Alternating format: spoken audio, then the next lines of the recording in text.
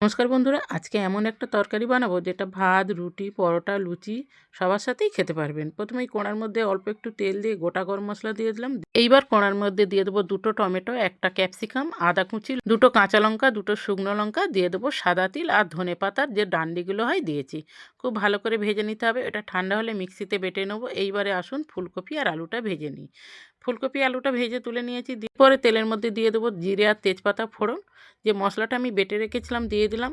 এরপরে দিয়ে দেবো নুন, হলুদ, লঙ্কার গুঁড়ো, জিরের গুঁড়ো, ধনের গুঁড়ো আর দিয়েছি অল্প একটু চিনি। মশলাটাকে খুব ভালো করে কষিয়ে নিতে হবে। এইবার দিয়ে দেবো ফেটানো দই। দই দিয়ে মশলাটাকে আবারও ভালো করে কষিয়ে নেবো। তারপরে আমি দিয়ে দেবো ভেজে রাখা ফুলকপি আর আলু। খুব ভালো করে মিশিয়ে নিতে হবে। তারপরে যে আমি মিক্সিটা ধুয়ে একটু জল দিয়ে দেবো। জল বেশি দেওয়ার দরকার নেই, কেননা ফুলকপি আর আলুটা 80% সেদ্ধই ছিল, তাই অল্প করেই জল দিয়ে এবারে ঢেকে দেবো।